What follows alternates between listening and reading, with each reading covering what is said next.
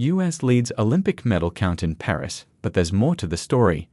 Gold medals are the big prize in Paris. China and the US are running neck and neck when it comes to gold. But on a per capita basis, tiny Australia is punching above its weight. NPR is in Paris for the 2024 Summer Olympics. For more of our coverage from the Games, head to our latest updates. Paris. The medal count at the Paris Summer Games will change fast in the days ahead, but a couple of big trends have emerged that are fun to examine. First, yes, the US is leading overall at the moment in both Olympic gold medals and total medals. American athletes, often cheered on by family who've made the trip to Paris, have mostly hit their marks and often outperformed expectations, garnering more than 100 medals. Behind that basic stat, things get more complicated and in some ways more interesting. China keeps it close. Let's start with China. The medal count this year shows China has firmly established itself as the big Olympic rival of the US, especially when it comes to gold medals. Anchored by three sports, diving, shooting, and table tennis, Chinese athletes have kept the gold medal race close. The US has a lock on the total medal count, but it'll go down to the wire whether the US or China comes away from Paris with the most gold. If China wins the gold medal race, it'll be a first time it accomplishes that feat since the 2008 Summer Games in Beijing. Tiny Australia is an Olympic superpower.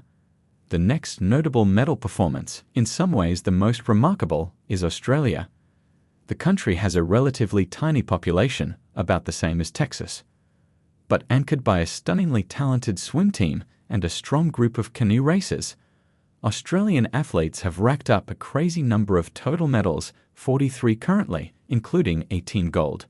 It's Australia's best medal performance ever. That represents an unbelievable per capita medal score. Consider this. The US is winning roughly one Olympic medal for every 3,500,000 citizens. Australia is winning one medal for every 570,000 citizens. The old world is still really good at this game.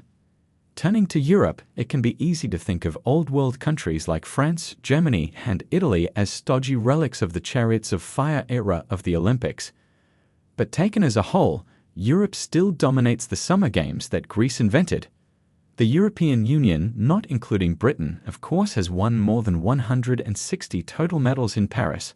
That's more than China and the US combined. Host country France has done especially well, racking up more than 50 medals. What happened to Russia? Finally, we have to talk about the devastating collapse of Russia's involvement in these Summer Games. Russia has typically finished in the top 5 among nations in overall medal count.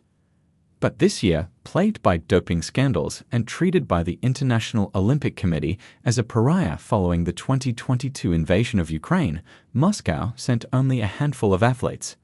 So far, those Russians have failed to win a single Olympic medal at these games, while Ukraine has scored 8 medals, including 3 gold.